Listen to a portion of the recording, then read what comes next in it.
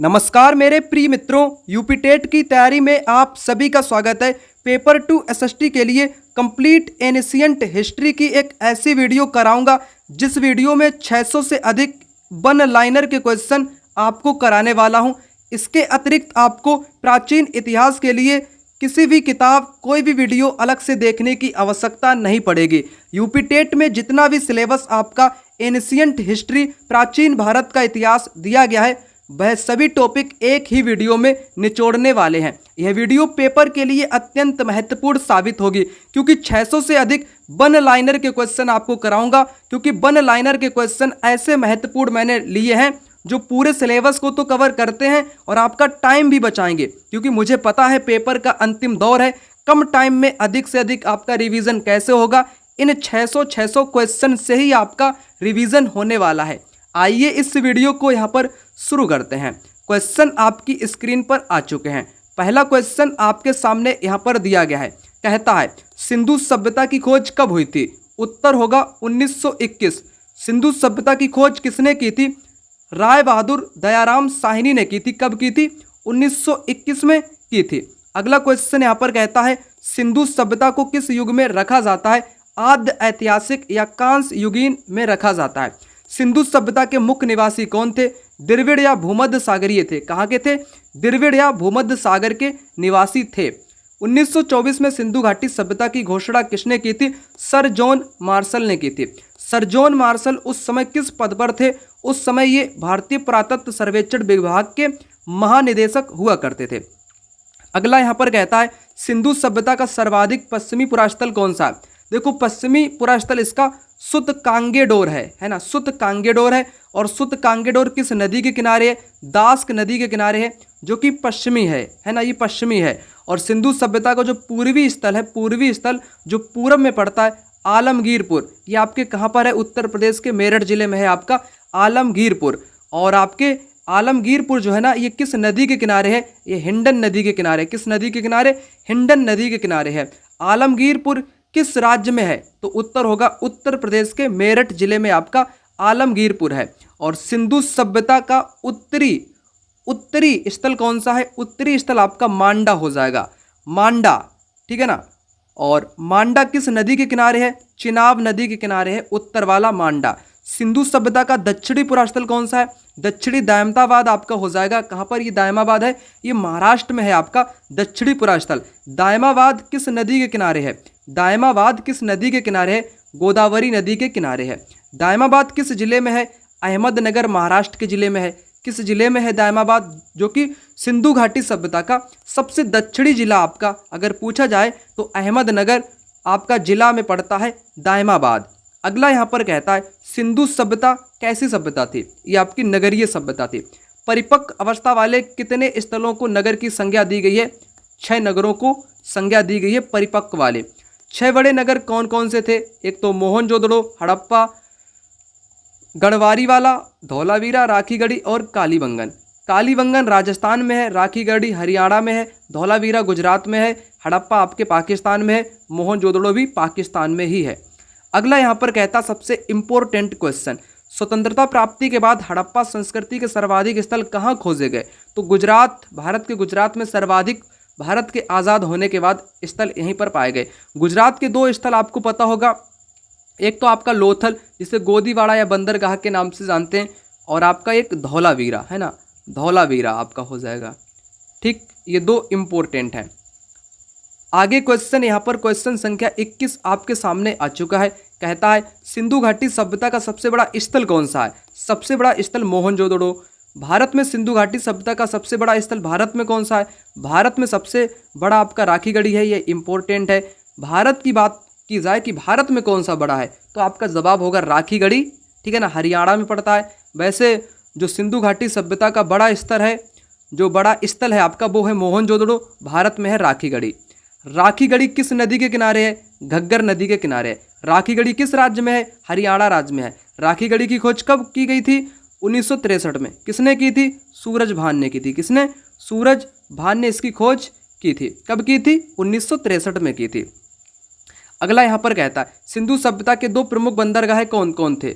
एक तो आपका लोथल हो गया, एक आपका सुत कोतदा या सुत सुतकोटदा भी इसको बोलते हैं। यहाँ पर घोड़ों के अस्थि पंजर के अवशेष भी मिले हैं।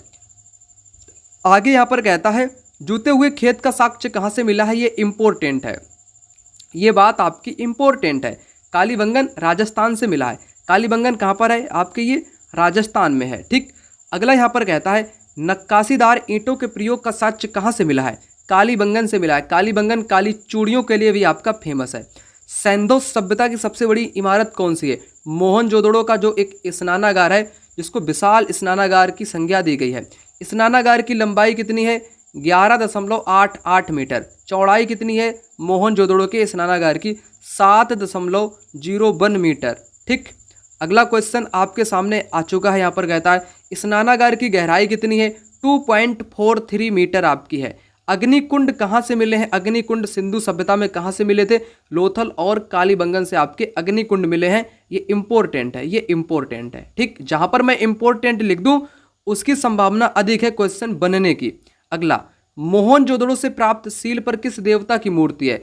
जो सिक्के मिले हैं या जो धातुएं मिली हैं या आपकी जो मुहर मिली है उन पर पशुपतिनाथ भी है। पशुपति के चारों ओर कौन से पशु हैं, हाथी है, गेंडा है, चीता है, भैंसा है। ये जानवर आपके उकेरे गए हैं। एक सिंग वाला गेंडा भी आपकी आकृति में दर्शाया गया है।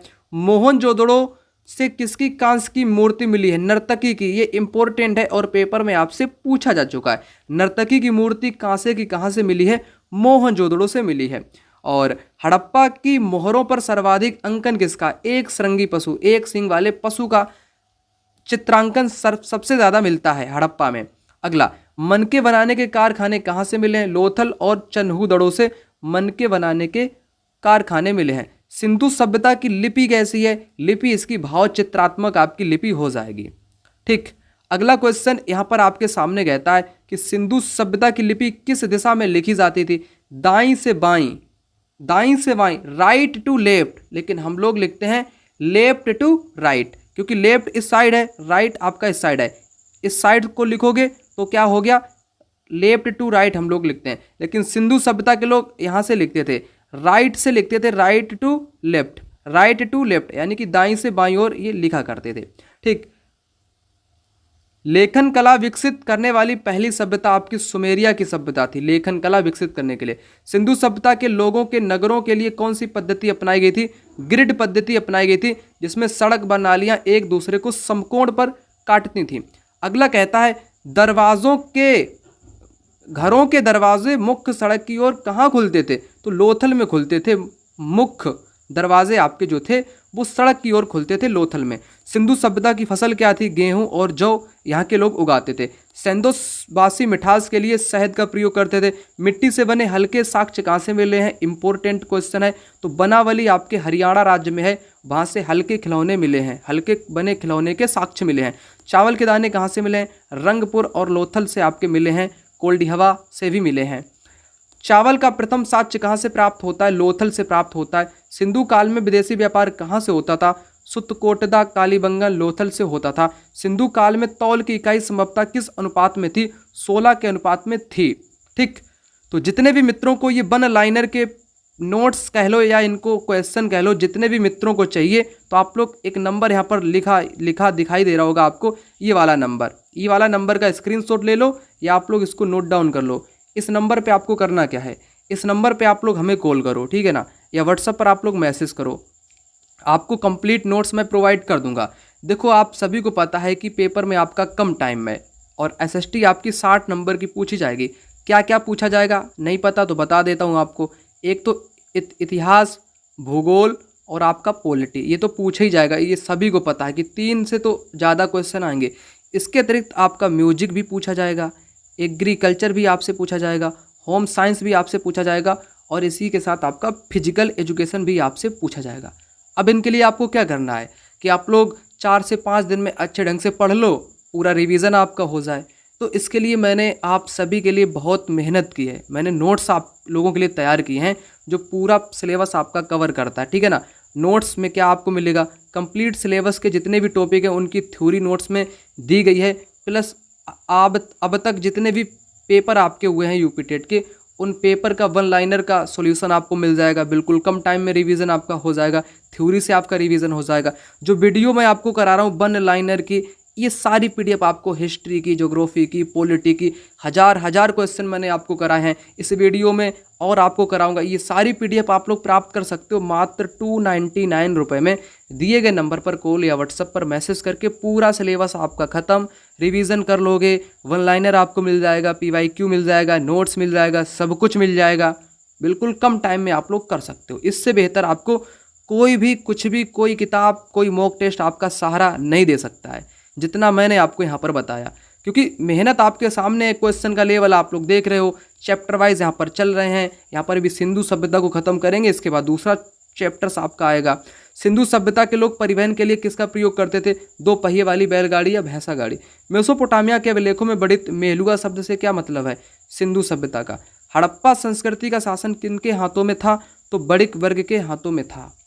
अगला कहता पिग्गट ने किसे एक विस्तृत साम्राज्य की जुड़वा राजधानी कहा है? हड़प्पा और मोहनजोदड़ो को पिग्गट ने विस्तृत साम्राज्य की जुड़वा राजधानी कहा है। सिंधु सभ्यता के लोग किसकी पूजा करते थे?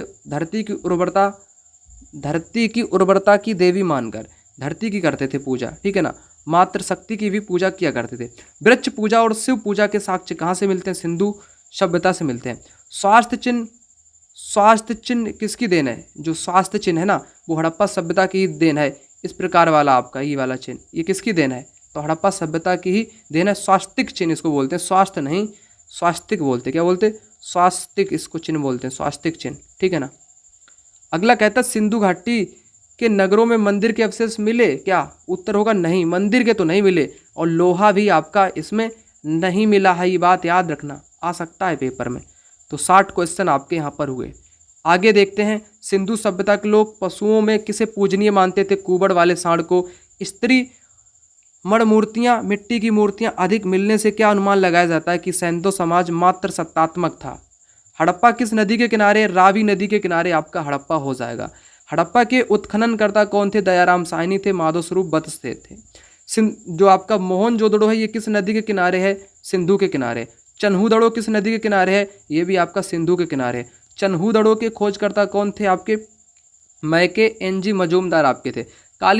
कालीबंगन किस नदी के किनारे है? घग्गर नदी के किनारे है। कालीबंगन आपका राजस्थान। कालीबंगन का उत्खननकर्ता कौन था? अमलानंद घोष, बीबीलाल बी के थापर आपके थे, ठीक। कोट दीजी किस नदी के किनारे है? सिंधु नदी के किनारे। रंगपुर किस नदी के किनारे है? मादर नदी के किनारे है। रोपड़ पंजाब में किस नदी के किनारे है? सतलज नदी के किनारे आपका है। अगला देखो, आलमगीरपुर किस नदी के किनारे है? हिंडन, मेरठ। सुत कांगेडोर किस नदी के किनारे? दास्क नदी के किनारे। बनावली किस नदी के किनारे? रंगोई नदी के किनारे। बनावली हरियाणा में है। धौलावीरा किस नदी के किनारे? लूनी नदी, ये इंपॉर्टेंट है। धौलावीरा आपका है कहाँ पर? गुजरात में है। लूनी नदी रेगिस्तान में ही आपकी मतलब कि समाहित हो जाती है, उसी में विलीन हो जाती है। लोथल किस नदी के किनारे है? इंपॉर्टेंट है, लोथल गुजरात में है, जो कि भोगवा नदी के किनारे है। किस नदी के किनारे? भोगवा। सैंधोवासी मनोरंजन के लिए क्या करते थे? मछली पकड़ते थे, शिकार करते थे, पशु पक्षी लड़ाते थे, चौपड़ पासा ये खेला करते थे, ठीक। अगला देखो, सिंधु सभ्यता के लोग बर्तन कैसे बनाते थे? काले रंग से डिजाइन किए हुए लाल मिट्टी के। सिंधु घाटी के लोग किस हथियार से अपरिचित थे? अपरिचित, ये तलवार का उपयोग नहीं जानते थे, ठीक। अगला यहाँ पर कहता कालीबंगन का अर्थ क्या है? काली चूड़ियाँ। सिंधु घाटी सभ्यता में पर्दा प्रथा और वेश्यावृत्ति थी, है ना। वेश्यावृत्ति और पर्दा व्यवस्था आपकी थी, बिल्कुल करेक्ट हो जाएगा। शवों को दफनाने की प्रथा कहाँ थी? हड़प्पा में थी। शवों को जलाने की प्रथा कहाँ पर थी? मोहनजोदड़ो में थी। देखो, दफनाने की बात की जाए, जमीन में गाड़ने की बात की जाए तो हड़प्पा में, और जलाने की बात की जाए तो आपके मोहनजोदड़ो में। युग्म समाधियाँ कहाँ पर मिली हैं? तो लोथल और कालीबंगन से मिली हैं। सिंधु सभ्यता के विनाश का सबसे प्रभावी कारण बाढ़ माना जाता है। सिंधु सभ्यता क्यों नष्ट हुई? बाढ़ के कारण। आग में पकी मिट्टी को क्या कहा जाता है? टेराकोटा। वैदिक काल को कितने भाग में बांटा गया है? तो 2 भाग में, ऋग्वैदिक और उत्तर वैदिक। सिंधु घाटी सभ्यता मैंने 87 टॉप लेवल के क्वेश्चन लिए, यहाँ से सिंधु घाटी का कोई भी क्वेश्चन बाहर नहीं जा सकता। अब आपका नेक्स्ट टॉपिक है वैदिक काल से जुड़ा हुआ, उसके क्वेश्चन देखते हैं। वैदिक काल को कितने भागों में बांटा गया? 2 भाग हैं आपके, ठीक। एक है ऋग्वैदिक, एक है आपका उत्तर वैदिक। ऋग्वैदिक का टाइम कितना है आपका? 1500 से 1000 है, और उत्तर वैदिक का 1000 से 600 ईसा पूर्व आपका हो जाएगा। ठीक, ऋग्वैदिक का काल कितना है 1500 से 1000 ईसा पूर्व। उत्तर वैदिक का काल क्या है 1000 से 600 ईसा पूर्व। आर्य सर्वप्रथम कहाँ बसे? पंजाब और अफगानिस्तान में सबसे पहले आर्य बसे। अगला देखो, मैक्स मूलर ने आर्यों का मूल निवास स्थल किसे माना था? तो मध्य एशिया को इसने माना था। अगला देखो, आर्यों द्वारा निर्मित सभ्यता क्या कहलाई? तो वैदिक सभ्यता आपकी कहलाई। वैदिक सभ्यता कैसी सभ्यता थी? ग्रामीण थी। आर्यों की भाषा क्या थी? संस्कृत आर्यों की भाषा हुआ करती थी। आर्य शब्द किसे इंगित करता है? ये भाषा समूह को इंगित करता है। जीविकोपार्जन के लिए वेद वेदांग पढ़ाने वाला व्यक्ति क्या कहलाता था? उपाध्याय कहलाता था। उपाध्याय, वेद वेदांग पढ़ाने वाला व्यक्ति उपाध्याय था, ना कि आज का युग का पंडित। उपाध्याय, दुबे, चौबे, वो वाला उपाध्याय का अर्थ यहाँ पर अलग है। आर्यों का मुख्य पेय पदार्थ क्या था भाई? सोमरस पिया करते थे आर्य लोग, मजे से पिया करते थे, नशीला था दारू की तरह। सोमरस किसने बनाया था? सोमरस किससे बनाया था? तो वनस्पति है आपका, एक सोमरस एक पौधा होता है, और सोम एक देवता भी माना गया है आपका। जैसे 3 महत्वपूर्ण ऋग्वैदिक देवता हैं, सोम, अग्नि और सोम हो गया, अग्नि हो गया, और आपका हवा, मारुत, मारुत जिनको बोलते हैं ना, इंद्र आपका है। ये 3 है मुख्य, एक तो सोम है, एक अग्नि है, एक आपका इंद्र है। ये 3 महत्वपूर्ण देवता थे। आर्यों का मुख्य, यहाँ पर क्या लिखा है? आर्य मुख्य रूप से कितने प्रकार के वस्त्र उपयोग करते थे? तो 3 प्रकार के थे, 3 बास, अधिवास और उषडीस। अगला क्वेश्चन देखो, यहाँ पर कहता अंदर पहने जाने वाले वस्त्र को ये क्या बोलते थे? नेवी। भारतीय परमाणुवाद का जनक किसे कहा जाता है? तो महर्षि कणाद को परमाणुवाद का जनक कहा जाता है। आर्यों के मनोरंजन के साधन क्या थे? संगीत था, रथ दौड़ था, घुड़दौड़ था, ध्रुत क्रीड़ा था। आर्यों का मुख्य व्यवसाय क्या था? ये पशुपालन और कृषि किया करते थे। गाय को किस श्रेणी में रखा गया था? अघन्य, न मारने योग्य वाला जानवर, ठीक है ना। गाय की हत्या या घायल करने पर क्या सजा मिलती थी? मृत्युदंड या देश निकाला की सजा मिलती थी। आर्यों का प्रिय पशु क्या था? घोड़ा। आर्यों का सर्वाधिक प्रिय देवता इंद्र था। इंद्र को वर्षा का देवता भी बोलते हैं। आर्यों द्वारा खोजी की धातु क्या थी? लोहा। लोहा आपके वैदिक काल में आता है, और हड़प्पा में लोहा का प्रयोग नहीं होता है। लोहे को श्याम अयस के नाम से भी जानते थे। ठीक, तांबे को क्या बोलते थे? लोहित अयस बोलते थे। भारतीयों को लोहे का ज्ञान कब प्राप्त हुआ? ईसा पूर्व 8वीं सदी में प्राप्त हुआ। अगला क्वेश्चन यहाँ पर कहता व्यापार हेतु दूर दूर जाने वाले व्यक्ति को क्या कहते हैं? पड़ी कहते थे। पड़ी क्या बोलते थे? पड़ी। ऋण देकर ब्याज देने वाले व्यक्ति को क्या कहा जाता था? बेकनाट या सूदखोर कहा जाता था। मनुष्य एवं देवता के बीच की मध्यस्थ की भूमिका कौन निभाता था? अग्नि निभाता था। यह है इंपॉर्टेंट क्वेश्चन। कैसा है? इंपॉर्टेंट है कि मनुष्य एवं देवता के बीच की मध्यस्थ की भूमिका कौन करता था? अग्नि करता था। ऋग्वेद में सबसे पवित्र नदी सरस्वती को माना गया है। ऋग्वेद में गंगा का उल्लेख कितनी बार आता है? Important question. कितनी बार आता है? मात्र 1 बार। ऋग्वेद में यमुना का उल्लेख कितनी बार आता है? 3 बार आता है। ठीक, सरस्वती को पवित्र नदी माना गया है। ऋग्वेद में किस नदी का उल्लेख सर्वाधिक बार हुआ है? सिंधु का सबसे ज्यादा आपका उपयोग हुआ है। उत्तर वैदिक काल में इंद्र के स्थान पर सर्वाधिक प्रिय देवता कौन आ गया था? प्रजापति आ गया था। उत्तर वैदिक काल में इंद्र की जगह प्रजापति। ठीक, अगला देखो, यहाँ पर कहता है आपका क्वेश्चन जो कि कुछ इस प्रकार से है। उत्तर वैदिक काल में राजा के राज्याभिषेक के समय कौन सा यज्ञ होता था? कौन सा यज्ञ ये लोग कराते थे? तो राजसूय यज्ञ कराते थे। उत्तर वैदिक काल में वर्ण का निर्धारण कैसे होता था? जन्म के आधार पर वर्णों का निर्धारण होता था। ऋग्वैदिक एक नदी है आपकी कुभा, का आधुनिक नाम क्या है? काबुल। ऋग्वैदिक नदी वितस्ता, और आधुनिक नाम इसका क्या? वितस्ता का क्या नाम है? तो झेलम इसका नाम है, और ऋग्वेद में इसको वितस्ता के नाम से झेलम को जानते थे। ऋग्वैदिक नदी आपकी यहाँ पर बताई गई है एक आस्कनी, का आधुनिक नाम क्या? चिनाब। चिनाब को आस्कनी बोलते थे। ठीक, ऋग्वैदिक नदी परुषड़ी का आधुनिक नाम क्या है? रावी। परुषड़ी का आधुनिक नाम हो जाएगा। ऋग्वैदिक नदी एक है आपकी विपाशा। विपाशा का अब नाम क्या है? व्यास है। ऋग्वैदिक में व्यास का नाम विपाशा था। ऋग्वैदिक नदी सदानीरा, का आधुनिक नाम गंडक। क्या नाम है? गंडक। ऋग्वैदिक नदी एक आपकी थी दसद्वती का आधुनिक नाम क्या है? घग्गर है। अग्नि का संबंध किससे है? देवता एवं मनुष्य के बीच मध्यस्थ की भूमिका अग्नि निभाता था। वरुण का संबंध किससे है? पृथ्वी एवं सूर्य के निर्माता समुद्र का देवता वरुण कहलाता था। सबसे प्राचीन देवता कौन था? आकाश का देवता, जिसे ध्यव के नाम से जानते हैं। सोम को किसको देवता माना जाता है? वनस्पति को। वनस्पति एक आपका सोम पदार्थ था, जिसे ऋषि पेय पदार्थ के रूप में इसको लिया करते थे, जो कि एक नशीला पदार्थ था। अगला, उषा का संबंध किससे है? प्रगति एवं उत्थान देवता से इसका संबंध है।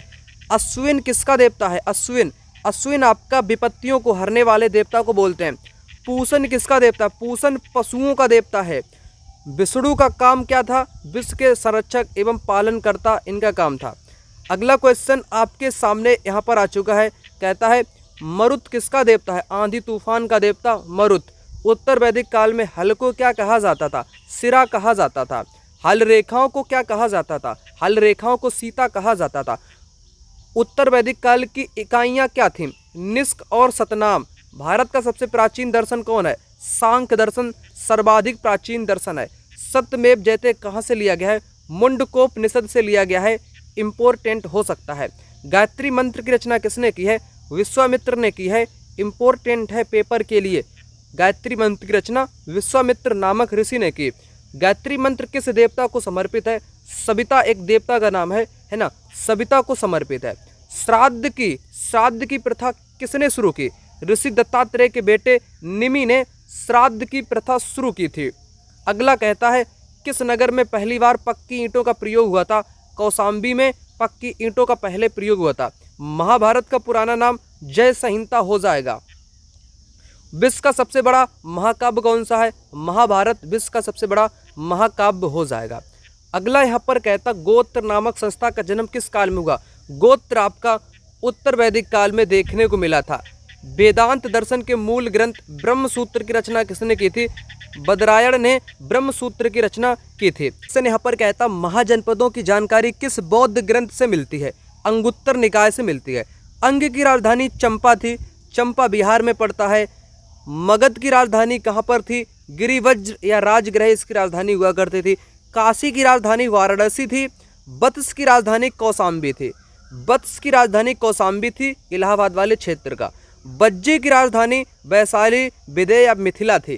ठीक, नेक्स्ट देखो यहाँ पर क्वेश्चन आपके सामने कहता है कौशल की राजधानी क्या थी? कौशल की राजधानी श्रावस्ती थी। अवंती की राजधानी क्या थी? उज्जैन या महिष्मती हुआ करती थी। मल्ल की राजधानी क्या थी? कुशावती मल्ल की राजधानी थी। पंचाल किसकी राजधानी थी? ऐच्छद्र या काम्पिल या फर्रुखाबाद, जिसका पुराना नाम काम्पिल है। ऐच्छद्र आपका बरेली, तो बरेली और फर्रुखाबाद वाले क्षेत्र की राजधानी जिनको काम्पिल ऐच्छद्र के नाम से जानते हैं वो थी आपकी पंचाल, और यहीं की आपकी थी पंचाली द्रौपदी। चेदी की राजधानी क्या है? शक्तिमती, और चेदी आपके बुंदेलखंड के इलाके में पड़ता है। कुरु की राजधानी क्या थी? इंद्रप्रस्थ, जो कि दिल्ली साइड में आपका पड़ता है। मत्स्य की राजधानी क्या थी? विराटनगर थी। कंबोज की राजधानी क्या थी? हाटक थी। अगला देखो सूरसेन की राजधानी क्या थी? मथुरा थी। असमक की राजधानी क्या थी? पोटली या पोतन थी। गांधार की राजधानी तक्षशिला थी। जैन धर्म के संस्थापक ऋषभदेव थे। कौन थे? ऋषभदेव थे। अगला कहता है जैन धर्म के 23वें तीर्थंकर कौन थे? पार्श्वनाथ थे। और 24वें महावीर स्वामी थे। पार्श्वनाथ किसके पुत्र थे? राजा अश्वसेन के पुत्र थे। जैन धर्म के 24वें और अंतिम तीर्थंकर कौन थे? महावीर स्वामी थे। इम्पोर्टेंट है, महावीर का जन्म कब कहाँ हुआ? 540 ईसा पूर्व, 540 बीसी में हुआ था। बिफोर क्राइस्ट में जन्म कहाँ पर हुआ था? कुंडग्राम वैशाली में इनका जन्म हुआ था। महावीर के पिता का नाम क्या था? सिद्धार्थ। महावीर की माता का नाम क्या था? त्रिशला। महावीर की पत्नी का नाम क्या था? यशोदा था। अगला, महावीर की पुत्री का नाम क्या था? अनोज्जा प्रियदर्शनी महावीर की पुत्री का नाम था। अगला, महावीर के बचपन का नाम क्या था? वर्धमान। महावीर को किस नदी के किनारे ज्ञान प्राप्त हुआ था? ऋजुपालिका नदी के किनारे। ज्ञान प्राप्ति के बाद महावीर क्या कहलाए? जिन, अरहत, निग्रंथ, बंधनहीन, विजेता ये कहलाए थे। जिनका अर्थ होता है, जिनका मतलब क्या होता है? जिनका मतलब होता है विजेता। क्या होता है? विजेता इसका अर्थ होता है। अगला यहाँ पर कहता है महावीर ने अपना उपदेश किस भाषा में दिया? प्राकृत अर्धमागधी में दिया। महावीर के प्रथम अनुयायी उनके दामाद जामली बने थे। प्रथम जैन भिक्षुणी कौन थी? चंपा पहली जैन भिक्षुणी बनी थी। अगला देखो, अगला यहाँ पर कहता है महावीर के 11 शिष्यों को क्या कहा जाता था? गणधर। महावीर की मौत के बाद कौन जीवित रहा? आर्य सुधर्मा जीवित रहा। कौन? आर्य सुधर्मा जीवित रहा। जैन धर्म के त्रिरत्न क्या हैं? सम्यक दर्शन, सम्यक ज्ञान, सम्यक आचरण। इंपोर्टेंट, पेपर में आपके पूछा जा चुका है। सम्यक दर्शन, सम्यक ज्ञान, सम्यक आचरण आपके जैन धर्म के त्रिरत्न। जैन धर्म में कौन सी 5 महाव्रतों का पालन अनिवार्य है? एक तो अहिंसा, दूसरा सत्य वचन, अस्तेय, अपरिग्रह, ब्रह्मचर्य, है ना। किसी जीव को नहीं मारना है, हमेशा सदा सत्य बोलना है, अस्तेय चोरी नहीं करना है, और किसी चीज़ को इकट्ठा नहीं करना है, ब्रह्मचर्य का पालन करना है। ठीक। अगला देखो यहाँ पर कहता है जैन धर्म में ईश्वर की मान्यता है? नहीं है, बिल्कुल भी मान्यता जैन धर्म में ईश्वर की है ही नहीं। जैन मत किन 2 संप्रदायों में बट गया था? श्वेतांबर, सफ़ेद कपड़े वाले श्वेतांबर, दिगंबर जो निर्वस्त्र रहा करते थे, नंगे वे थे दिगंबर। अगला देखो, श्वेतांबर कौन थे? स्थूलभद्र के शिष्य थे श्वेतांबर, और दिगंबर कौन थे? भद्रबाहु के शिष्य थे दिगंबर। प्रथम जैन संगीति कब हुई थी? 300 ईसा पूर्व में आपकी हुई थी। और प्रथम जैन संगीति कहाँ पर हुई थी? पाटलिपुत्र में हुई थी। प्रथम जैन संगीति के अध्यक्ष कौन थे? स्थूलभद्र थे। दूसरी जैन संगीति कहाँ पर होती है? 6ठी शताब्दी ईसा पूर्व में बल्लवी गुजरात में होती है, और बल्लवी गुजरात में ही आपकी जो महावीर से जुड़ी हुई जानकारी है उनकी रचना वहीं पर की गई थी। दूसरी जैन संगीति के अध्यक्ष क्षमा श्रवण थे। ठीक। और जैन धर्म में किसकी मान्यता है? जैन धर्म में आत्मा की मान्यता है, ईश्वर की मान्यता नहीं है। अगला कहता महावीर किसमें विश्वास करते थे? महावीर पुनर्जन्म एवं कर्मवाद में विश्वास रखते थे। जैन धर्म के सप्तभंगी ज्ञान को क्या कहा जाता है? इंपॉर्टेंट है, सप्तभंगी ज्ञान को क्या कहा जाता है? स्यादवाद व अनेकांतवाद कहा जाता है। जैन धर्म ने अपने आध्यात्मिक विचार किससे ग्रहण किए? सांख्य दर्शन से। गोमतेश्वर की मूर्ति कहाँ स्थित है? श्रवणबेलगोला कर्नाटक में स्थित है। गोमतेश्वर की मूर्ति का निर्माण किस शासक ने करवाया था, या किसने करवाया था? मैसूर के गंग वंश के मंत्री चामुंड के प्रोत्साहन से करवाया गया था। गोमतेश्वर की प्रतिमा किस मुद्रा में है? कयोत सर्ग में है, कयोत सर्ग में। इसकी ऊंचाई कितनी है? 18 मीटर। खजुराहो के जैन मंदिर का निर्माण किसने करवाया? चंदेल शासकों ने करवाया था। ठीक है ना। और नेक्स्ट, मौर्योत्तर युग में जैन धर्म का प्रसिद्ध केंद्र कौन था? मथुरा था, और मथुरा आपका था। ठीक है ना। जैन तीर्थंकरों की जीवनी किस पुस्तक में है? कल्पसूत्र में है। किसमें? कल्पसूत्र में है। इंपॉर्टेंट है पेपर के लिए। कल्पसूत्र में जैन तीर्थंकरों की जीवनी है। कल्पसूत्र की रचना किसने की? भद्रबाहु ने की। ये भी पेपर के लिए इंपॉर्टेंट है। अगला देखो, महावीर की मृत्यु कब हुई? 468 ईसा पूर्व में। महावीर की मृत्यु किस आयु में हुई थी? 72 वर्ष की आयु में हुई थी। महावीर को निर्वाण कहाँ प्राप्त हुआ था? पावापुरी, राजगीर। ठीक। यहाँ पर इनको निर्वाण प्राप्त हुआ था, यानी कि मृत्यु घटी थी। महावीर को किस राजा के राजप्रसाद में निर्वाण प्राप्त हुआ था? मल्लराज सुस्तिपाल के राजमहल में। बौद्ध धर्म के संस्थापक गौतम बुद्ध थे। ठीक। गौतम बुद्ध को क्या कहा जाता है? एशिया का ज्योतिपुंज, लाइट ऑफ एशिया किसे कहा जाता है? बुद्ध को कहा जाता है। बुद्ध के जन्म का प्रतीक कमल एवं सांड है। बुद्ध के गृह त्याग का प्रतीक घोड़ा है। घर छोड़ दो भाई घोड़ा, क्योंकि घोड़ा तेज दौड़ता है। ठीक है ना, तो ऐसे समझ सकते हैं आप। बुद्ध के ज्ञान का प्रतीक क्या है? पीपल या बोधि वृक्ष। ठीक, बोधि वृक्ष। बुद्ध के निर्वाण का प्रतीक क्या है? पद चिन्ह। और बुद्ध की मौत या मृत्यु का प्रतीक क्या है? स्तूप। गौतम बुद्ध का जन्म कहाँ पर हुआ? 563 ईसा पूर्व में लुम्बिनी, नेपाल में इनका जन्म हुआ था। बुद्ध के पिता कौन थे? शुद्धोदन नाम था। गढ़ साक्यगढ़ के मुखिया हुआ करते थे। बुद्ध की माता माया देवी थी। बुद्ध का पालन पोषण किसने किया था? सौतेली माँ प्रजापति गौतमी ने इनका किया था। बुद्ध के बचपन का नाम क्या था? सिद्धार्थ था। बुद्ध का विवाह कितनी आयु में हो गया था? 16 साल की उम्र में इनका विवाह हो गया था। बुद्ध की पत्नी का नाम भी यशोधरा था, और महावीर की पत्नी का नाम भी यशोधरा था। ठीक, दोनों की पत्नियों का नाम सेम था। बुद्ध के पुत्र का नाम राहुल था। राहुल। ठीक है ना। जितने भी मित्रों को ये पीडीएफ चाहिए बिल्कुल ले सकते हो, रिवीजन कर लेना, मैं तो आपको पढ़ा देता हूँ। इसके बाद आप खुद से रिवीजन करने के लिए दिए गए नंबर पे कॉल या व्हाट्सएप पर मैसेज करके इन पूरे कंप्लीट नोट्स को प्राप्त कर लेना। कम टाइम में आपका अधिक से अधिक रिवीजन हो जाएगा। 1000 वन लाइनर के क्वेश्चन आपको मिल जाएंगे, प्लस कंप्लीट थ्योरी मिल जाएगी, प्लस पूछे गए सभी ईयर्स के PYQ मिल जाएंगे मात्र 299 में। दिए गए नंबर पर कॉल या व्हाट्सएप पर मैसेज आप लोग कर सकते हैं। यहाँ पर भी एक नंबर आपको दिखाई दे रहा होगा। ठीक, आगे आइए। आगे क्वेश्चन यहाँ पर कहता है सिद्धार्थ ने भ्रमण के दौरान कौन से 4 दृश्य देखे थे। सिद्धार्थ अर्थात बुद्ध ने एक तो बूढ़ा व्यक्ति देखा, एक बीमार व्यक्ति देखा, एक शव देखा, मुर्दा देखा और एक आपका सन्यासी देखा। सन्यासी जिसमें सर्वाधिक खुशी दिखाई दिया, तो फिर इन्होंने इसी को देख के सब निर्णय ले लिया। ठीक, अगला देखो, सिद्धार्थ ने गृह त्याग कितनी आयु में किया था। 29 साल की आयु में घर छोड़ दिया। बुद्ध के गृह त्याग की घटना को महाविनिष्क्रमण बोलते हैं। ये इम्पोर्टेंट है, ये वाला इम्पोर्टेंट है, ठीक है ना। अभी बहुत सारी घटनाएं आपको बताएंगे। गृह त्याग की घटना को महाविनिष्क्रमण बोलते हैं। बुद्ध के प्रथम गुरु कौन थे। अलार कलाम थे पहले गुरु। अलार कलाम से बुद्ध ने क्या सीखा था, सांख्य दर्शन सीखा था। बुद्ध ने राजगीर में किससे शिक्षा ग्रहण की थी, रुद्रकराम पुत्र से। बुद्ध को ज्ञान कितने वर्ष की कठोर तपस्या के बाद मिला, 6 वर्ष की कठोर तपस्या के बाद। बुद्ध को किस नदी के किनारे ज्ञान मिला था, निरंजना या फल्गु नदी के किनारे बोधि वृक्ष के नीचे ज्ञान प्राप्त हुआ था। ज्ञान प्राप्ति के बाद सिद्धार्थ क्या कहलाए, तो भाई बुद्ध कहलाए।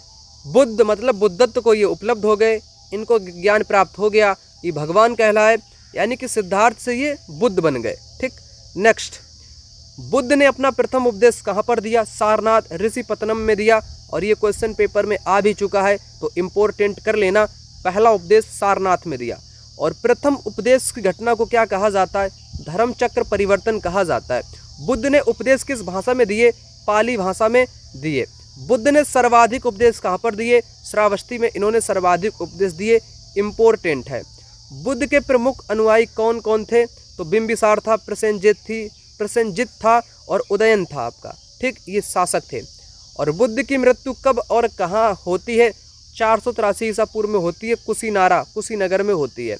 बुद्ध की मृत्यु को क्या कहा जाता है, महापरिनिर्वाण इनकी मृत्यु को कहा जाता है। ठीक, अगला, बौद्ध धर्म का ज्ञान किस ग्रंथ से मिलता है, त्रिपिटक से मिलता है। त्रिपिटक के नाम क्या हैं, एक तो विनय पिटक है, इसमें सुत्त पिटक है, अभिधम्म पिटक है। इन तीनों पिटक को जान लेते हैं। सुत्त पिटक में क्या है, सुत्त पिटक में क्या संकलित है, बुद्ध के धार्मिक सिद्धांत संवाद आपके सुत्त पिटक में आते हैं। विनय पिटक में क्या है दोस्त, विनय पिटक में आपका संघ के नियम, कैसे बौद्ध भिक्षुणी आपकी रहेंगी, उनके रहने के नियम है ना, सब आते हैं। कैसे रहना है, किसकी आज्ञा लेनी है, तो ये आपके विनय पिटक किससे संबंधित हो जाएगा, तो संघ के नियम कानूनों से संबंधित हो जाएगा। और अभिधम्म पिटक में क्या है, सिद्धांतों का विश्लेषण है और प्रश्नों का उत्तर है। त्रिपिटकों को पहली बार लिपिबद्ध कब किया गया, 1ली शताब्दी ईसा पूर्व में किया गया था। त्रिपिटकों को किसके शासनकाल में लिपिबद्ध किया गया था, किसके शासनकाल में लिपिबद्ध किया गया था, श्रीलंका के शासक बत्तगामनी। सुत्त पिटक के कितने निकाय हैं, 5 निकाय हैं सुत्त पिटक के। ठीक, बुद्ध के पूर्व जन्मों की कथाएं किसमें हैं, जातक कथाएं खुद्दक निकाय में है, किसमें, खुद्दक निकाय में है। धम्मपद किसका संकलन है, नैतिक उपदेशों का संकलन है। थेर गाथा किसका गीत है, बौद्ध भिक्षुओं का गीत है थेर गाथा। थेरी गाथा किनका गीत है, थेरी गाथा तो बौद्ध भिक्षुणियों का है और थेर गाथा पुरुषों यानी कि बौद्ध भिक्षुओं का है। अगला, बौद्ध धर्म कैसा है, अनीश्वरवादी है। बुद्ध ने निर्वाण का अर्थ क्या बताया, तृष्णा का क्षीण हो जाना, इच्छाओं का नष्ट हो जाना। विश्व दुखों से भरा है, यह सिद्धांत कहाँ से लिया गया, उपनिषद से लिया गया। विश्व दुखों से भरा है। बौद्ध भिक्षु बनने वालों को क्या कहा जाता था, भिक्षुक कहा जाता था। और क्या कहा जाता था, गृहस्थ जीवन व्यतीत करने वाले अनुयायी क्या कहलाते थे, उपासक। बौद्ध संघ में शामिल होने की न्यूनतम आयु क्या थी, 15 वर्ष थी। बौद्ध संघ में प्रविष्ट होने को क्या कहा जाता था, उपसंपदा बोलते थे। बौद्ध धर्म के त्रिरत्न कौन कौन से हैं, बुद्ध धम्म संघ। जैन में भी 3 है आपके, बौद्ध में भी 3 रत्न है, इसमें है बुद्ध धम्म और संघ। प्रथम बौद्ध संगीति कहाँ पर होती है? राजगृह में होती है। ये बौद्ध संगीति इंपॉर्टेंट है। प्रथम बौद्ध संगीति के अध्यक्ष महाकाश्यप था। प्रथम बौद्ध संगीति किसके शासनकाल में हुई थी? अजात शत्रु के शासनकाल में आपकी हुई थी। ठीक, ये इंपॉर्टेंट है आपकी। कब होती है? 483 ईसा पूर्व में आपकी होती है। ठीक, और दूसरी कब कहाँ पर होती है? वैशाली में दूसरी आपकी होती है। और दूसरी बौद्ध संगीति के अध्यक्ष कौन थे? सबाकामी या साबक मीर था। द्वितीय बौद्ध संगीति किसके शासनकाल में होती है? कालाशोक, ये भी इम्पोर्टेंट है। तृतीय बौद्ध संगीति पाटलिपुत्र में होती है आपकी, पाटलिपुत्र में। और तीसरी बौद्ध संगीति के अध्यक्ष मोगलीपुत्र तिस था। और राजा कौन था? अशोक था। तीसरी में अशोक था। कैसे याद करोगे? तीसरी में अशोक था। अशोक में 3 अक्षर आपके हैं, 1 2 3। ठीक, तो तीसरी। और लास्ट वाली तो पता है आपको कि ये आपकी कुंडलवन कश्मीर में होती है। कहाँ पर? कुंडलवन कश्मीर में होती है। और वसुमित्र या अश्वघोष आपके अध्यक्ष थे। और राजा था कनिष्क, कनिष्क राजा था। और इसी के टाइम में बौद्ध धर्म 2 पार्ट में डिवाइड हो गया था। एक तो आपका महायान में डिवाइड हुआ और एक आपका हीनयान में आपका डिवाइड हो गया था। ठीक, अगला देखो क्वेश्चन आपके सामने यहाँ पर कहता है, चतुर्थ संगीति के बाद बौद्ध धर्म किन 2 भागों में डिवाइड हुआ? हीनयान और महायान। महायान का आदर्श क्या है? बोधिसत्व, बोधिसत्व। हीनयान का आदर्श वाक्य क्या है? अरहत पद, छोटा सा पद, हीनयान। बौद्धों का सबसे पवित्र त्यौहार कौन सा है? वैशाख पूर्णिमा। बुद्ध के 4 आर्य सत्य क्या हैं? एक तो दुख है, दुख समुदाय है, दुख निरोध है, दुख निरोध गामिनी है ना। ये आपके 4 बुद्ध के आर्य सत्य। बुद्ध ने दुखों से मुक्ति के लिए कौन सा मार्ग बताया है? अष्टांगिक मार्ग। निर्वाण का अर्थ क्या है? दीपक का बुझ जाना, जीवन मरण से मुक्ति पा जाना ही निर्वाण का अर्थ है। दीपक का बुझ जाना, अपने दीपक स्वयं बनो, है ना। अपदीप भवो, ये बुद्ध का कथन है। बुद्ध ने निर्वाण के लिए कितने सीलों पर बल दिया? 10 सील। गृहस्थों के लिए कितने सील अनिवार्य थे? 5 सील अनिवार्य थे। बुद्ध ने किस मार्ग का उपदेश दिया? मध्यम मार्ग का। बुद्ध की सर्वाधिक मूर्तियां किस शैली में है? गंधार शैली में है। बुद्ध की प्रथम मूर्ति किस शैली में है? मथुरा शैली में है। ठीक, अगला देखो, तिब्बत में बौद्ध धर्म का प्रचार किसने किया था? तो पदम संभव या गुरु रिनपोचे ने किया था। 10वीं शताब्दी में नाथ संप्रदाय की स्थापना मत्स्येंद्र नाथ ने की थी। नाथ संप्रदाय का व्यापक प्रचार किसने किया था? बाबा गोरखनाथ ने किया था। पल्लव काल में शैव धर्म का प्रचार किसने किया? नायनार संतों ने किया। नैनार संतों की संख्या कितनी बताई गई है? 63। एलोरा के कैलाश मंदिर का निर्माण राष्ट्रकूटों ने किया था। ये इंपॉर्टेंट है पेपर के लिए। ठीक, तंजौर के राजेश्वर बृहदेश्वर मंदिर का निर्माण राजराज प्रथम ने कराया था। इंपॉर्टेंट, ये पेपर में आ चुका है। किस शासक की मुद्राओं पर शिव और नंदी का एक साथ अंकन है? कुशाण शासक का है। ठीक है ना। अगला देखो, पशुपतिनाथ मंदिर कहाँ पर है आपका? काठमांडू नेपाल के पास देवी पाटन में। पशुपतिनाथ मंदिर किस शैली में है? नेपाली पैगोड़ा शैली में है। अगला, मगध के सबसे प्राचीन वंश का संस्थापक बृहद्रथ था। मगध की राजधानी गिरिवज्र राजगृह थी। हर्यक वंश का संस्थापक बिंबिसार था। बिंबिसार मगध की गद्दी पर 544 ईसा पूर्व में बैठा था। किस राजा ने सर्वप्रथम प्रशासनिक व्यवस्था पर बल दिया? बिंबिसार ने दिया। बिंबिसार ने किस राज्य को जीतकर मगध में मिलाया? अंग को जीतकर। अंग की राजधानी चंपा हुआ करती थी। बिंबिसार ने अपनी राजधानी किसे बनाया? राजगृह को। महात्मा बुद्ध की सेवा में बिंबिसार ने किस वैद्य को भेजा था? तो राज वैद्य जीवक को भेजा था बुद्ध की सेवा में। अगला यहाँ पर कहता है, बिंबिसार ने अवंती के किस राजा के इलाज के लिए जीवक को भेजा? राजा प्रद्योत को भेजा। बिंबिसार की हत्या किसने की थी? उसका पुत्र अजात शत्रु ने उसकी हत्या की थी। अगला देखो यहाँ पर कहता है, अजात शत्रु कब बैठा? 493 ईसा पूर्व में। अजात शत्रु का उपनाम क्या था? कुडिक इसका उपनाम था। अजात शत्रु के योग मंत्री का नाम बर्षकार था। क्या था? बर्षकार नाम था। अजात शत्रु ने किसकी सहायता से वैशाली पर विजय प्राप्त की? बर्षकार। उदयन ने किसकी स्थापना की? पाटलिपुत्र पाटलीग्राम की स्थापना की। हर्यक वंश का अंतिम शासक नागदशक था। इंपॉर्टेंट, नागदशक। नागदशक को किसने अपदस्थ किया?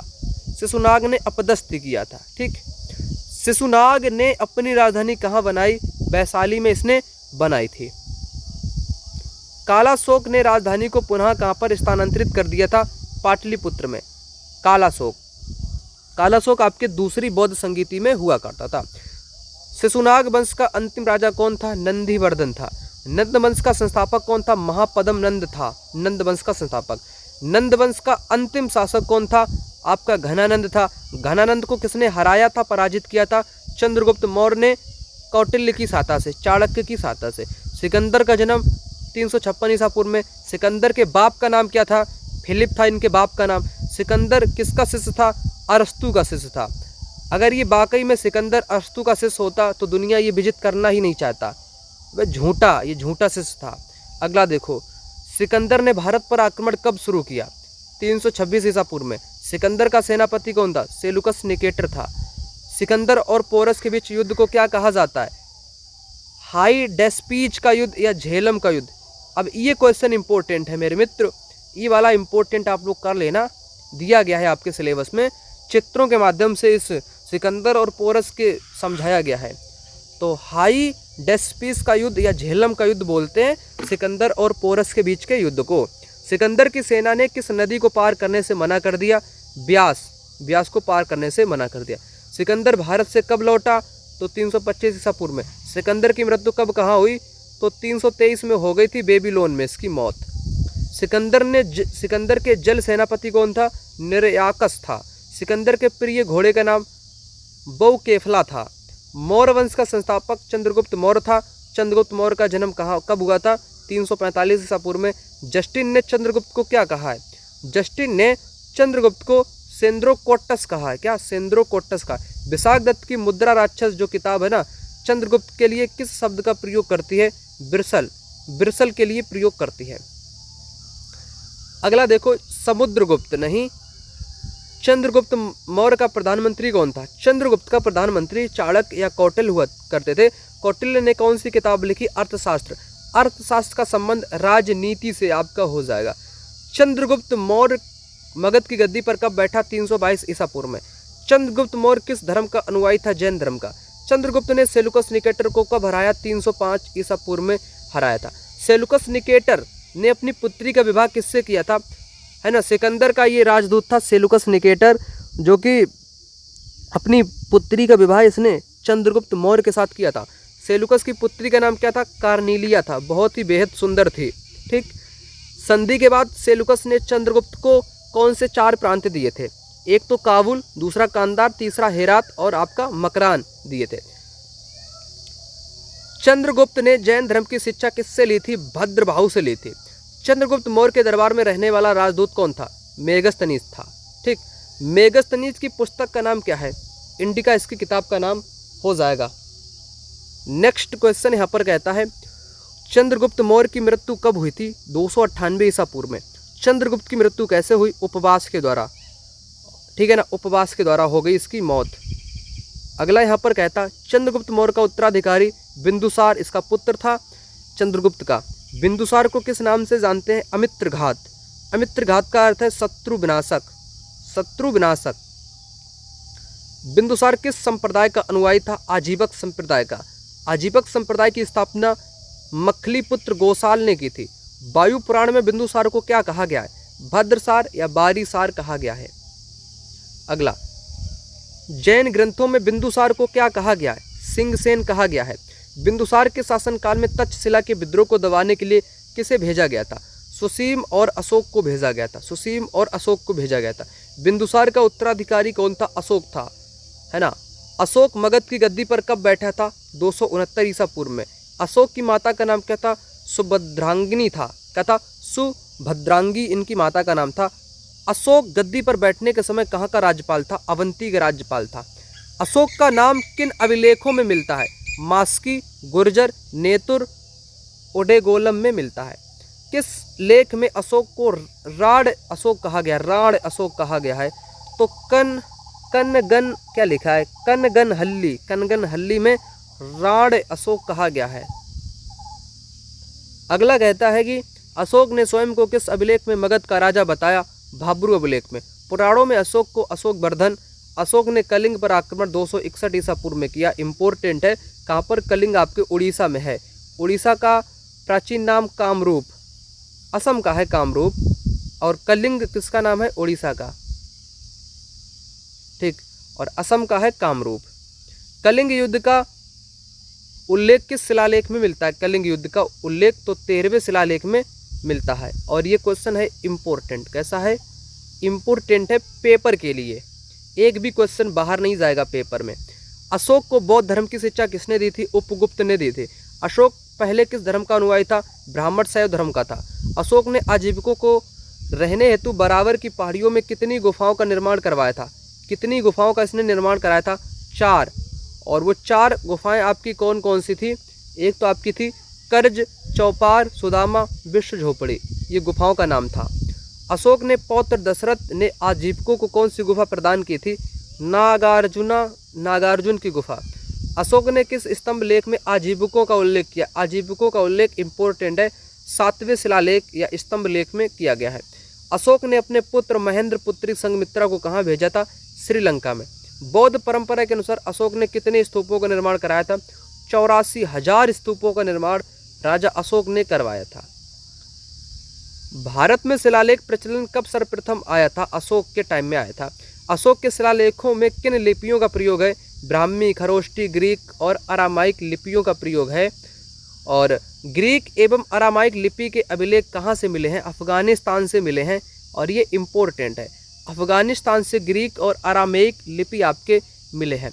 खरोष्टी लिपि को कहाँ से मिले हैं? खरोष्टी लिपि शाहबाजगढ़ी, मनसेरा, पाकिस्तान से। खरोष्टी लिपि किस ओर लिखी जाती थी? दाईं से बाईं ओर लिखी जाती थी। अशोक के अभिलेखों को कितने भागों में डिवाइड किया गया है? 3 शिलालेखों में, स्तंभ लेख, गुहा लेख में किया गया है। और अशोक के शिलालेखों की खोज 1750 में किसने की थी? पाट्रेटी फैंथ्रेलर ने की थी। अशोक के शिलालेखों की कुल संख्या कितनी है? 14 है।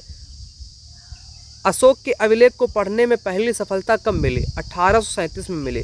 और ये सफलता किसे मिली थी? जेम्स प्रिंसेप को मिली थी। कब मिली थी? 1837 में मिली थी।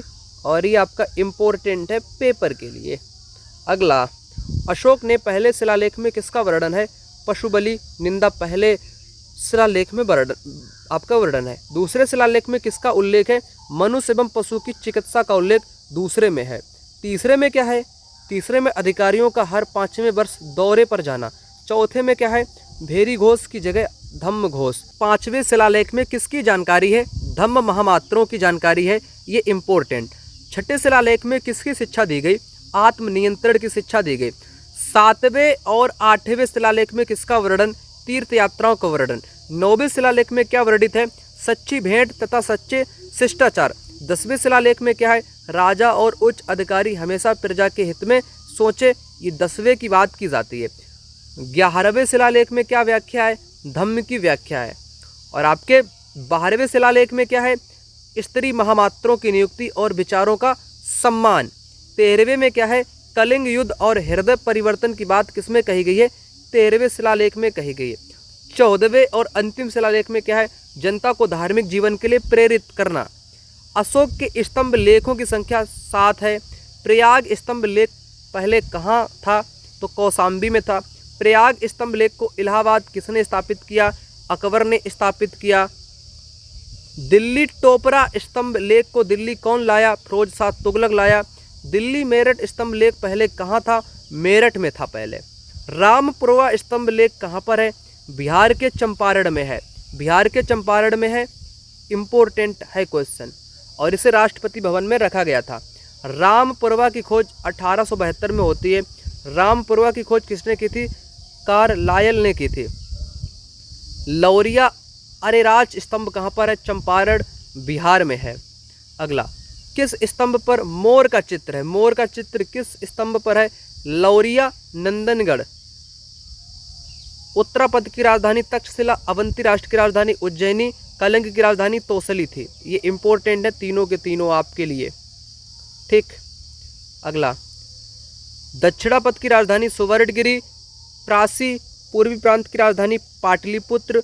शुंग वंश का संस्थापक पुष्यमित्र शुंग हुआ करता था। शुंग शासकों की राजधानी विदिशा थी। पुष्यमित्र शुंग ने किसे पराजित किया? मिनांडर को पराजित किया। ये इंपॉर्टेंट है, ये आपका इंपॉर्टेंट है। मिलिंद या मिनांडर जिसको बोलते हैं, पुष्यमित्र शुंग ने पराजित किया। पुष्यमित्र शुंग ने कितनी बार अश्वमेध यज्ञ किया था? तो 2 बार किया था। पुष्यमित्र शुंग ने कितने यज्ञ किससे, क्या लिखा है, पुष्यमित्र शुंग के लिए यज्ञ किसने कराए, तो पतंजलि ने कराए। पतंजलि का महाभाष्य पता है, पतंजलि किसके शासनकाल में थे, तो पुष्यमित्र शुंग के शासनकाल में थे। और ये इम्पोर्टेंट है क्वेश्चन, इम्पोर्टेंट। भरूत स्तूप का निर्माण किसने कराया, पुष्यमित्र शुंग ने। शुंग वंश का अंतिम शासक कौन था, देवभूति था। और ये भी इम्पोर्टेंट है, भरूत का स्तूप किसने बनवाया, पुष्यमित्र शुंग ने बनवाया। कण्व वंश की स्थापना किसने की, वासुदेव ने। कण्व वंश का अंतिम राजा सुशर्मा था। सातवाहन की स्थापना किसने की, सिमुक ने की थी। किसने, सिमुक ने की थी। सातवाहन शासकों की राजधानी क्या थी, प्रतिष्ठान थी। ये इम्पोर्टेंट है। प्रतिष्ठान किस नदी के किनारे है, गोदावरी नदी के किनारे है। सातवाहन शासकों की राजधानी क्या थी, प्रस्थान थी। इम्पोर्टेंट कर लेना इसको। सातवाहन के प्रमुख शासक सिमुक पहला था, सातकर्णी, गौतमी पुत्र सातकर्णी, वशिष्ठी पुत्र और आपका पुलुमावी यज्ञश्री सातकर्णी। सातकर्णी ने कौन से यज्ञ किए थे, तो 2 अश्वमेध किए, एक आपका राजसू यज्ञ इन्होंने किया था।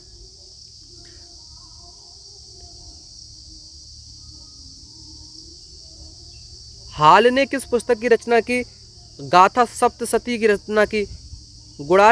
गुणाढ़ ने किस पुस्तक की रचना की, बृहत कथा की रचना की। ठीक है ना, गुणाढ़ ने। अगला कहता है सातवाहनों ने किन मुद्राओं का प्रचलन किया, चांदी, तांबे, सीसा, पोटीन, कांसा।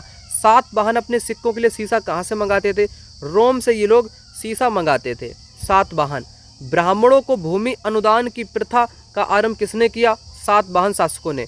भूमि दान का प्राचीनतम प्रमाण कौन सा अभिलेख बताता है, नानाघाट अभिलेख। नानाघाट का अभिलेख भूमि दान का प्राचीनतम प्रमाण है आपका। सातवाहनों की राजकीय भाषा क्या थी, प्राकृत। सातवाहनों की लिपि क्या थी, ब्राह्मी लिपि इनकी थी। अगला, सातवाहन समाज कैसा था, सातवाहन समाज था मात्र सत्तात्मक। सातवाहन राजाओं के नाम किसके नाम पर थे, माताओं के नाम पर थे। सातवाहन राजकुल कैसा था, पितृ सत्तात्मक था। सातवाहन राजकुल था। और समाज कैसा था, मात्र सत्तात्मक था। सातवाहन काल में गौलमिक कौन था, गौलमिक कौन था, गौलमिक कौन था आपका, तो सैनिक टुकड़ी का प्रधान गौलमिक कहलाता था। सातकर्णी को किस नाम से जानते हैं, दक्षिणापथ का स्वामी के नाम से जानते हैं। कलिंग में चेदी राजवंश का उदय कब हुआ, प्रथम शताब्दी ईसा पूर्व। चेदी वंश की जानकारी किस अभिलेख में मिलती है, हाथी गुम्फा अभिलेख में।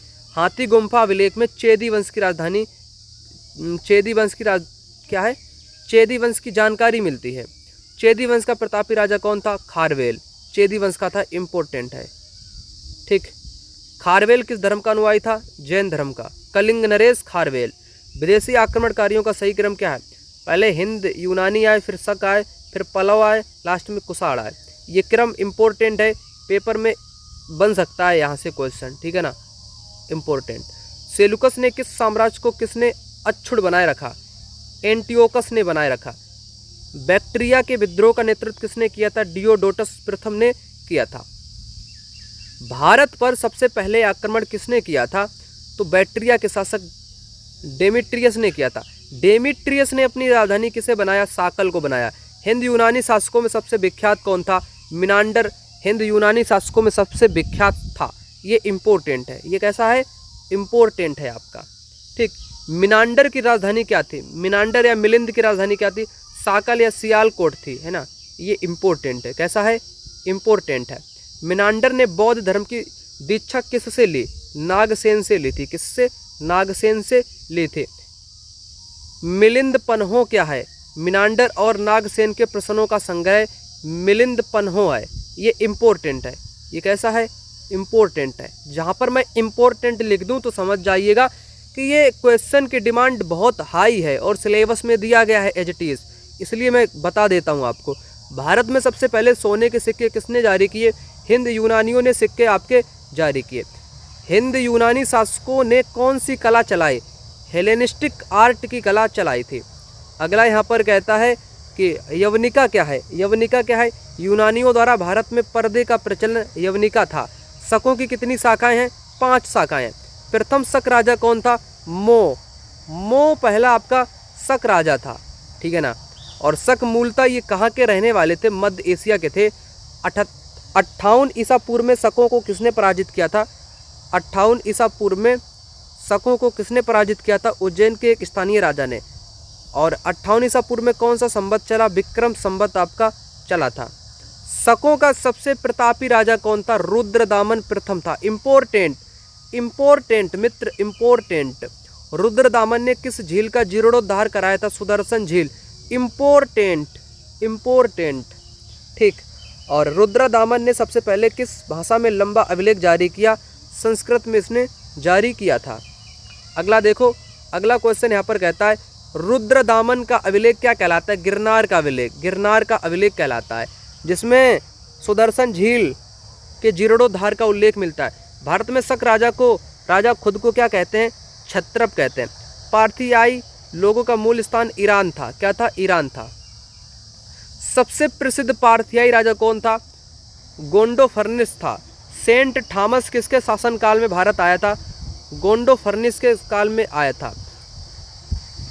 कुषाणों को और क्या कहा जाता है? यूची या तोखरी कहा जाता है।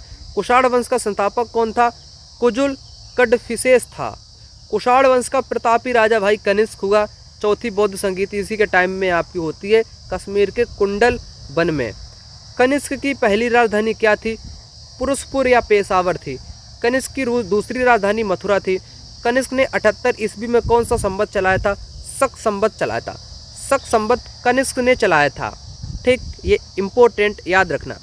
अगला, चौथी बौद्ध संगीति किसके शासनकाल में हुई थी? कनिष्क के टाइम में हुई थी। कनिष्क ने बौद्ध धर्म का अनुयायी था, ये महायान का संरक्षक था। कनिष्क को किसने हराया था? चीनी जनरल पेनचौआ ने हराया था। पेनचौआ ये चीनी जनरल था, इस कनिष्क को हरा दिया था। कनिष्क का राजवैद्य कौन था? चरक था। चरक संहिता की रचना किसने की? चरक ने की। ये भी इम्पोर्टेंट है और ये भी आपका इम्पोर्टेंट है। बुद्ध चरित्र की रचना अश्वघोष ने की थी, ये भी आपका इम्पोर्टेंट है। अगला, महाविभाषा सूत्र के रचनाकार कौन है? वसुमित्र हैं, ये भी इम्पोर्टेंट है। भारत का आइंस्टीन किसे कहा जाता है? नागार्जुन को कहा जाता है, इम्पोर्टेंट है। नागार्जुन की पुस्तक का नाम माध्यमिक सूत्र आपका हो जाएगा। अगला कहता है कुषाण वंश का अंतिम शासक वासुदेव था। रेशम मार्ग का आरंभ कनिष्क ने किया था। दक्षिण भारत का क्रमबद्ध इतिहास किस साहित्य में मिलता है? संगम साहित्य में मिलता है। अगला, संगम शब्द का अर्थ क्या है? परिषद या गोष्ठी। संगम साहित्य कितने भाग हैं? 3 भाग। क्या लिखा? तिरुवल्लुवर रचित ग्रंथ कौन सा है? मतलब कि एक व्यक्ति का नाम है जिसने कुराल की रचना की है। किसने की है? तिरुवल्लुवर ने की है। शिल्पाधिकारम पायलों का गीत की रचना किसने की है? इलांगो ने की है, ये इम्पोर्टेंट है। इलांगो ने किसकी रचना की है? शिल्पाधिकारम। कैसे याद करोगे? शिल्प, यहाँ पर देखो दूसरे में ला लगा हुआ है, तो यहाँ पर भी अक्षरों के क्रम में दूसरे में ला, इलांगो में ला दूसरे क्रम पर ही लगा है। ऐसे याद रखोगे, शिल्पाधिकारम, इलांगो। और मणिमेखले की रचना किसने की? शीतलेश सतनार ने की। इसको सतनार लिख लो, ऐसे सतनार ने की, ठीक है ना। ये दोनों इम्पोर्टेंट है, ये भी इम्पोर्टेंट है, ये दोनों आपके इम्पोर्टेंट क्वेश्चन हो जाएंगे, ठीक। मणिमेखले सतनार ने। जीवक चिंतामणि की रचना तिरुक्तक देवर ने की। गुप्त वंश का संस्थापक श्रीगुप्त था। श्रीगुप्त का उत्तराधिकारी घटोत्कच था। कौन? घटोत्कच था। यहाँ पर मैंने आपको बिल्कुल कम टाइम में 500 क्वेश्चन करा दिए। 500 क्वेश्चन कराने में लोगों का क्या रहता है, मैं आपको बताऊं एक बात, फिर मैं आगे बात करता हूं। लोग क्या करते हैं, 20 से 25 क्वेश्चन कराएंगे, वो भी 1 घंटे में। 1 घंटे में कराएंगे, और मैंने 1 घंटे में आपको उनसे 25 गुना क्वेश्चन कराने वाला हूं, ठीक है ना। 500 क्वेश्चन मैंने आपको करा दिए, वो भी सिलेबस वाइज, टॉपिक वाइज, और अभी आपको कराने को है, ठीक है ना। जितने भी मित्रों को ये पीडीएफ चाहिए, आपको ये 1 लाइनर की पीडीएफ चाहिए आपको कंप्लीट, हिस्ट्री की मिलेगी, ज्योग्राफी की मिलेगी, पॉलिटी की मिलेगी, प्लस आपको नोट्स कंप्लीट मिल जाएगा, प्लस आपको पीवाईक्यू क्वेश्चन कंप्लीट मिल जाएगा। इतना सब कुछ आपको दे रहा हूँ सिर्फ एसएसटी को पूरा कराने के लिए, क्योंकि मामला आपका बहुत गहरा है, 60 नंबर का मामला है। अगर इसमें चूके तो आपका रिजल्ट पूरा का पूरा चूक जाएगा।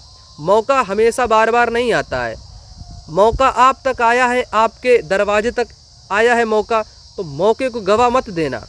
अगर आपकी तैयारी थोड़ी भी कमज़ोर लग रही है, आपको अंदर से महसूस हो रहा है यार थोड़ी सी कमी रह गई, तो उस कमी को मैं आपका पूरा कर दूंगा, ठीक है ना। कॉन्फिडेंस लेवल आपका हाई कर दूंगा, कंटेंट ऐसा बेहतरीन दे दूंगा कि एक भी क्वेश्चन उससे बाहर आपका जाने का ही नहीं है। तो दिए गए नंबर पे कॉल या व्हाट्सएप पर मैसेज करके फटाक से इनको प्राप्त कर लो। अगला देखो, चंद्रगुप्त प्रथम ने किस राजकुमारी से विवाह किया था? कुमार देवी से किया था। गुप्त संवत की शुरुआत चंद्रगुप्त प्रथम ने। भारत का नेपोलियन समुद्रगुप्त को कहा जाता है। ये इम्पोर्टेंट है, ये आपका इम्पोर्टेंट है। समुद्रगुप्त को कविराज भी कहा जाता है। जी हाँ, समुद्रगुप्त किसका उपासक था? विष्णु का उपासक था। समुद्रगुप्त को सिक्कों पर उसे क्या करते हुए दिखाया गया है?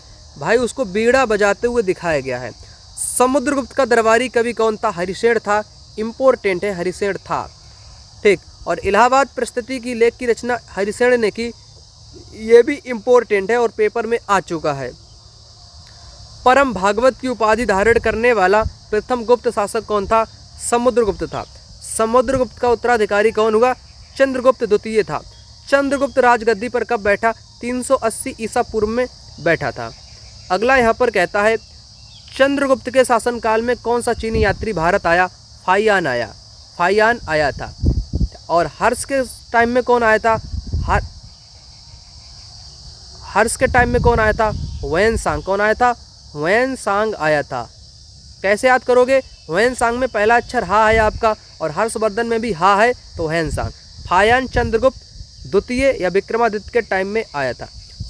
चंद्रगुप्त ने चांदी के सिक्के किसके उपलक्ष्य में जारी कराए थे? चंद्रगुप्त द्वितीय की बात यहाँ पर हो रही, शकों पर विजय के उपलक्ष्य में। चंद्रगुप्त द्वितीय के समय शिक्षा के प्रमुख केंद्र कौन थे? पाटलिपुत्र, उज्जैनी थे। चंद्रगुप्त के दरबार में भाई 9 रत्न रहा करते थे। 9 रत्न। कालिदास किसके दरबार में थे? चंद्रगुप्त द्वितीय। अमर सिंह जो कि कोषकार थे, किसके दरबार के विद्वान थे? चंद्रगुप्त द्वितीय के दरबार के थे। और आपके जो वीरसेन थे, ये भी 9 रत्न थे। ये संधि विग्रही के सचिव थे। ठीक। और नालंदा विश्वविद्यालय की स्थापना कुमार गुप्त ने की थी। ये इम्पोर्टेंट है। ये कैसा है? इम्पोर्टेंट है कि नालंदा को स्थापना किसने की थी? तो कुमार गुप्त ने की थी। गुप्त वंश का शासक था। स्कंदगुप्त ने गिरनार पर्वत पर स्थित किस झील का पुनरुद्धार कराया था? सुदर्शन झील। ये भी इम्पोर्टेंट है, ये छोड़ नहीं सकते हो, ये बेहद इम्पोर्टेंट क्वेश्चन है। स्कंदगुप्त ने सौराष्ट्र का गवर्नर किसे बनाया? पर्णदत्त को। किसके शासनकाल में हूणों का आक्रमण हुआ? स्कंदगुप्त के शासनकाल में हुआ था। अंतिम गुप्त शासक कौन था? विष्णुगुप्त था अंतिम गुप्त शासक।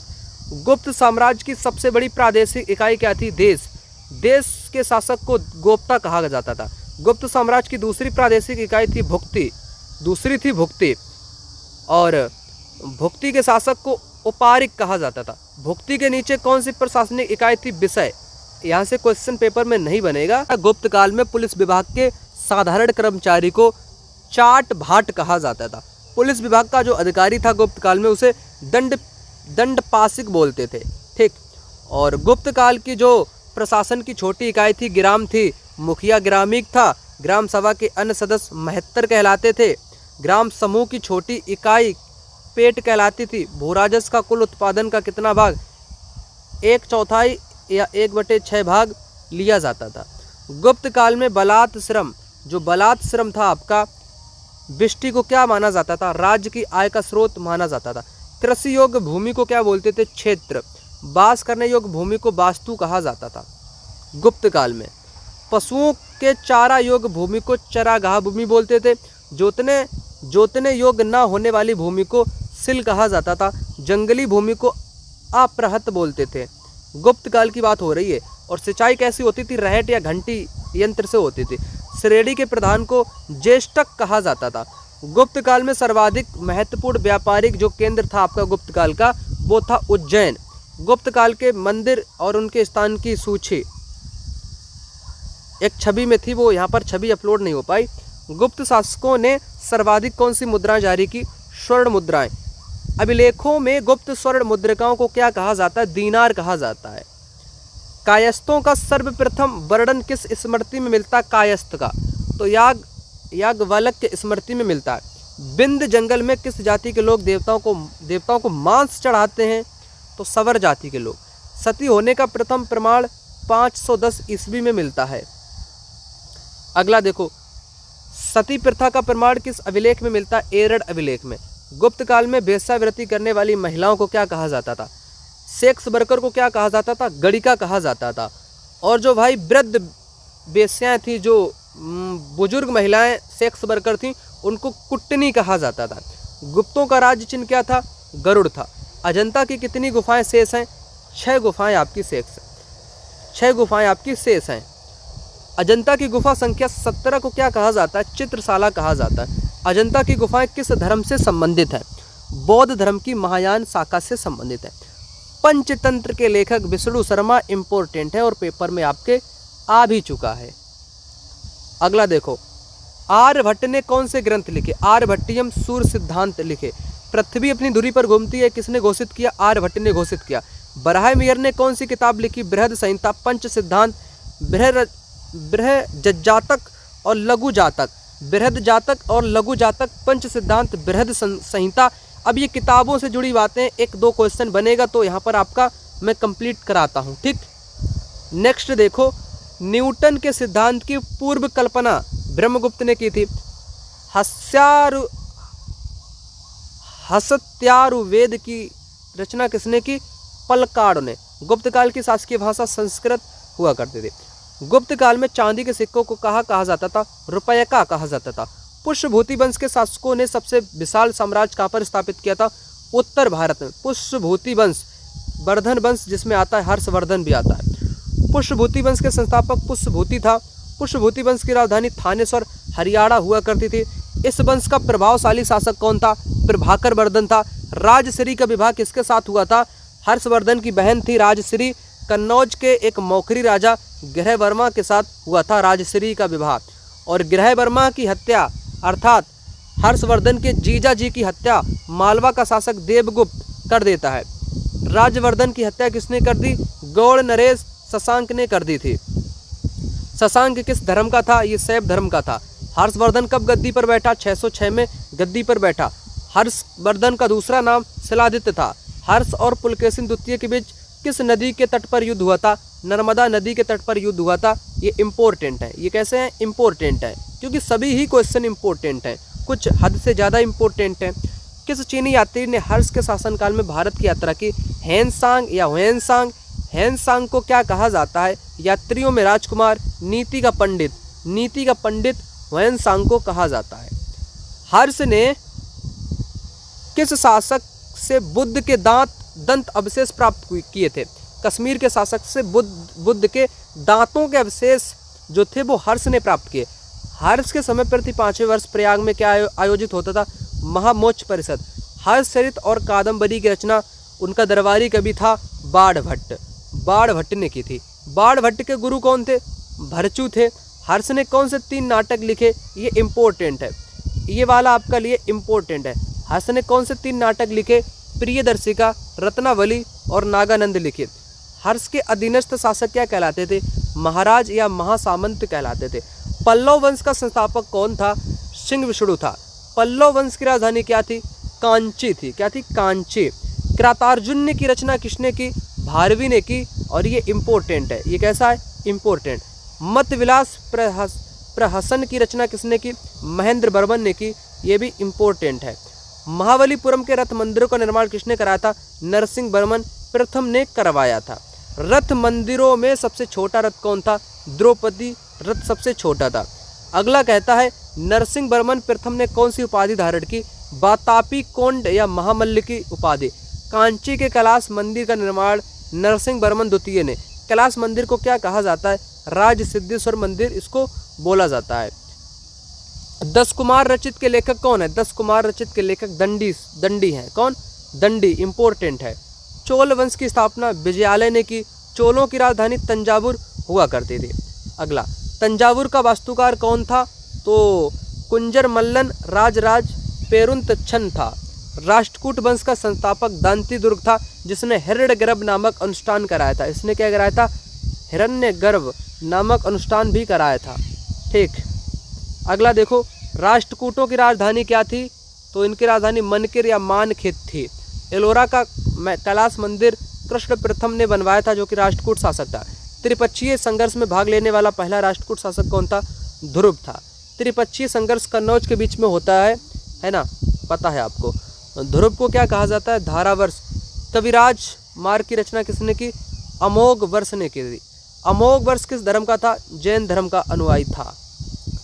अरब यात्री अल मसूदी, अल मसूदी किसके टाइम में आया था भारत? टाइम में नहीं यार, ये मुझे पता नहीं अल मसूदी किसके टाइम में आया था, लेकिन 576 से 111 के बीच में आया था, है ना शासन। एलोरा में कुल कितनी शैलकृत गुफाएं? 34। एलोरा की गुफा संख्या 10 को क्या कहा जाता है? विश्वकर्मा की गुफा कहा जाता है। कल्याणी के चालुक्य वंश की स्थापना तैलब द्वितीय ने की। मिताक्षरा नामक ग्रंथ किसने लिखा? विज्ञानेश्वर ने लिखा। और विक्रमांक देवरचित की रचना किसने की? बिल्हड़ ने की। और कलहड़ की रचना क्या हो जाएगी?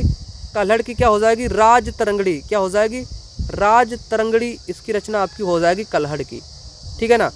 तो वीडियो होता है यहीं पर समाप्त। 612 कुल क्वेश्चन हमने बिल्कुल कम टाइम में आपको 600 से प्लस वन लाइनर के फॉर्मेट में करा दिए। अब यहाँ पर आपका पूरा प्राचीन इतिहास द एंड होता है। मैं मिलता हूँ अगली वीडियो में, तब तक के लिए जय हिंद, वंदे मातरम। अच्छे से पढ़िएगा, कोई कमी दिखे तो मुझे कमेंट बॉक्स में मैसेज कर लेना। और टाइम आपके पास कम है, मुझे सब पता है। रिवीजन अगर आपको करना है, आपके पास कंटेंट नहीं है, कहाँ से क्या करें, तो एक बार इस नंबर पे कॉल या व्हाट्सएप पर मैसेज करके जानकारी अवश्य आप लोग ले लेना, ठीक है ना।